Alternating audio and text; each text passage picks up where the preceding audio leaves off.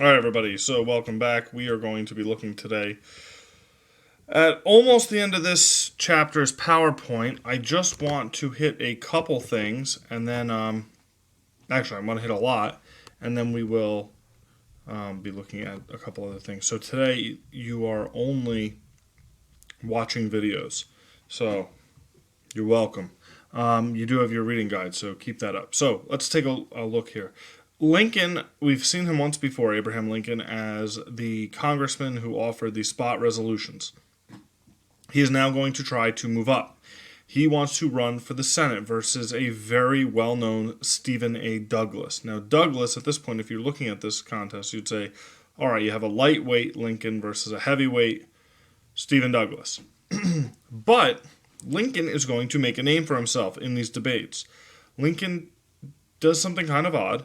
He challenges Douglas to debates. Now, Douglas was under no compulsion to take these debates. This was not a normal thing. We're used to people debating when they run for office. This did not happen very often. So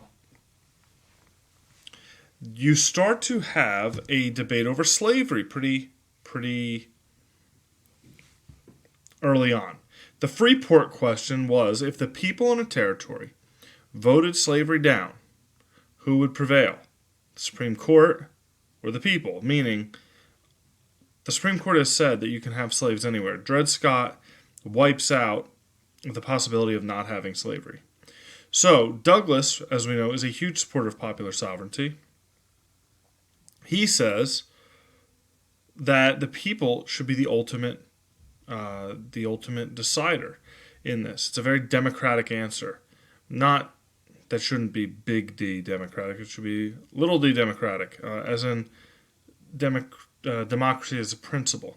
So, Lincoln does not think slavery should be allowed to move at all. Should not be allowed to move into any new territory or state. So you already have a rather large difference over these issues. So let's take a look here. All right, so here is the result of the debates. Lincoln is now in the national spotlight. Lincoln has driven a wedge. See, there it is, the rail splitter, because he worked for a railroad company.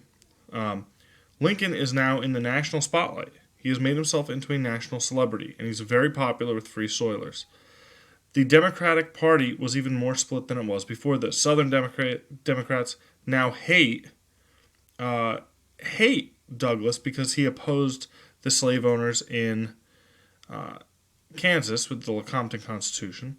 And they also hate him because he is now defying the Supreme Court and supporting this Freeport doctrine of allowing people to vote and basically get what they want. And this really leads us to one of the biggest figures of the time period, John Brown. Now, John Brown is either portrayed as a madman or as a martyr. Now, you can look, this painting was actually painted in the 1930s. So it's a very 20th century type of painting, just the style. If you look here, you have looking back on this event, right? This is not at the time. You can see Brown is the giant in the center of the screen. On one side, you have the South, the Confederacy, and the country is being swept up in flame. And in the north, there's a tornado ripping through the land, and you have people moving westward over here. And over here you have a preacher, and you have a slave here trying to cling to John Brown, and you have dead soldiers at the bottom. When John Brown, we'll see this, when he completes his famous raid, no one knew that there was going to be a civil war. So John Brown becomes, in many ways, a central figure in this story because he sparks the war. Now, if you look here, see he has a crazed look in his eye. Let's take a look here. So, Harper's Ferry, just 1 year before the start of the Civil War, October of 1859, John Brown, it's really about a year and a half before the Civil War, John Brown and 20 of his followers, including 2 or 3 of his sons, planned to invade the South, set up a free state as a haven for runaway slaves. Now, why Harper's Ferry? Harper's Ferry today is in West Virginia. West Virginia? Harper's Ferry, Virginia. No, it's in Virginia. But it's on the very western part of Virginia. There is a federal armory there, meaning there are a lot of firearms and ammunition. So he's going there to basically arm up, and he's going to try to get slaves to revolt and join him. He captures the federal arsenal, but slaves fail to rise up and support him. Why? There aren't many slaves in that part of the state. It's not like he's doing this on the eastern seaboard. In the west, it's very mountainous. There aren't many slaves to rise up and help him. He is actually captured by the United States Marine Corps, and the officer in charge of the raid is Robert E. Lee, who we will see very soon. So still in the American military at this point. Brown is convicted of murder and treason because he and his band did kill some people. Not his first go around with killing people over the issue of slavery. He is convicted of treason. And John Brown realized he was more valuable to the abolitionist movement dead than in an insane asylum. So he did not plead insanity. He said he was guilty. He was sentenced to death, and he actually would be hanged. So let's take a look here. Here's the results of John Brown's raid. The South was basically already eyeing secession, splitting away, seceding from the Union, because they thought that this abolitionist view, this violent abolitionist view, that it's worth killing people over the issue of slavery, was becoming more popular in the North. It wasn't, but they had that view. Northern moderates were really offended that the South thought that they would have supported something like this. Abolitionists, however, are enraged by John Brown's execution. They thought he was murdered for a righteous cause, and in fact, there actually was a very famous song called John Brown's Body, and it actually was the tune of the Battle Hymn of the Republic. It goes, moldering means rotting. So it says, John Brown's body lies a-mouldering in the grave. And it goes on to sing about how he was murdered for this cause.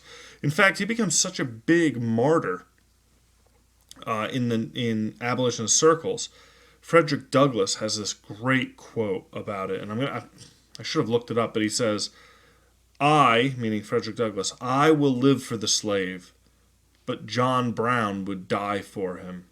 My zeal, meaning my passion, was like a flickering candlelight, and John Brown's was like the blazing sun. So, it's a great quote. I am willing to live for the slave, but John Brown was willing to die for him. So it depends on how you view John Brown. Now, John Brown murdered people. He did. He killed people in Kansas. He killed people in the South, some of whom had nothing to do with this issue of slavery. So it really divided the nation. Was he a murderer or a martyr? All right, so the Democrats are basically split pretty badly at this election. So 1860 is the most fateful in American history by far. The Democrats cannot decide on a delegate, and they leave the convention without having one. They actually leave twice without choosing a candidate. Can you imagine that today? Saying, can't find a candidate, we'll just all go home. The party was split between the North and the South. So the Democrats actually split, with the Northern Democrats choosing one candidate, the Southern Democrats choosing another. And there are three main Democrats who end up, I'm going to put myself down here. Three main Democrats who end up becoming really popular. The Southern Democrats choose John C. Breckinridge. He wanted to allow slavery basically everywhere. He is the choice of the slave-owning South. He actually supports annexing Cuba, adding Cuba to the United States, because they already had slaves, and making it another state. The Northern Democrats choose Stephen A. Douglas. Now, Douglas really basically says, we're going to solve this on a state-by-state issue, let the people vote.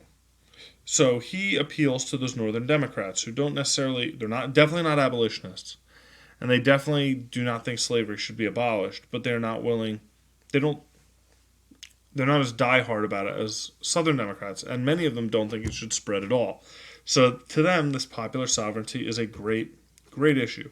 And actually, another party emerges called the Constitutional Union Party, and they choose a candidate named John Bell. Now, Bell basically said, we still support the South. We still want all those things the South has always wanted, low tariffs, allowing slavery, but we definitely do not want to leave the Union. So basically, you have the Southern diehards, who will become the leaders of the Confederates, all support Breckinridge. Southerners who don't want to leave the Union follow John Bell. And Northern Democrats all vote for Stephen Douglas. Of course, there's only going to be one Republican. The Democratic Party split basically assured that the Republicans would win. And at first, it looked like they were going to choose a guy named William Seward, who was a senator from New York, outspoken against slavery, best known Republican in the country by far. And in fact, there were actually three or four candidates who most people thought Lincoln, who would get more votes basically at the convention to become the nominee before Lincoln. Here's the problem. They all split their vote. And Lincoln's people basically went around to the convention and said, well, Abraham Lincoln should be your second choice. So after a couple rounds of voting, and they couldn't figure out a candidate, somebody said, well, how about Abraham Lincoln? And they all voted, and they said, we can live with Lincoln.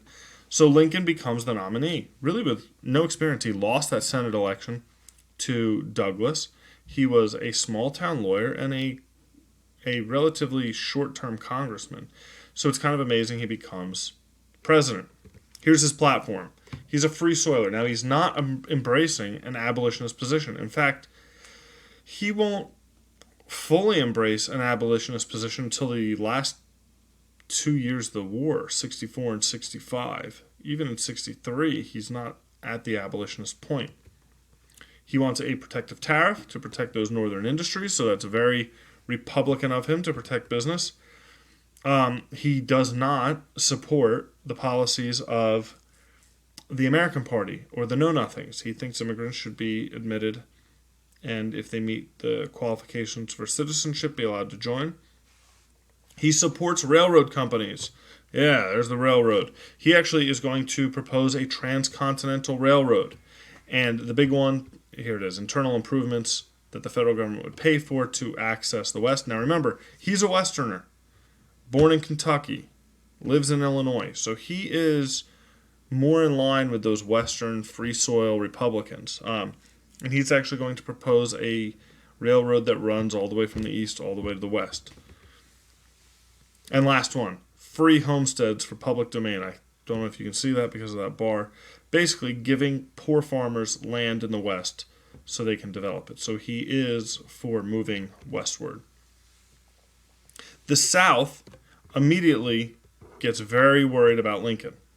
They threaten to secede if Lincoln is elected, and in fact, the southern states begin to raise militias, especially in Virginia. A lot of these states are ready for secession. Are ready for secession already, especially South Carolina, which, remember, threatened secession way back during the nullification crisis. Lincoln wins the election in 1860. However, he only gets about 37% of the vote. He wasn't even on the ballot in most of the South. So, I think I have it here. He wins all 18 northern states. He's not on the ballot in 10 southern states. South Carolina is actually rather happy about this because now they can secede. And they have a reason to secede, and they can try to drag the other southern states with them. They do secede on my brother's birthday, December 20th, 1860. President James Buchanan does nothing about it. He doesn't stop it. He doesn't even tell them not to. He makes a he does tell them not to. He basically comes out and says, you shouldn't do that. And they basically said, oh, okay, we're not going to listen to you. This is going to set the stage for the Civil War. But remember, the South is still in pretty good political shape. So why are they leaving? They have an advantage in the Supreme Court. They still control the House and the Senate. And you can't get rid of slavery without a constitutional amendment. But they are going to leave anyway. We'll look more at this later. We only have a couple more slides in this. We'll look at secession later on. Have a good one. Only watch the videos today. No extra work. At least if you're watching this in April of 2020. If after that, all bets are off. All right. Have a great day. Talk to you soon.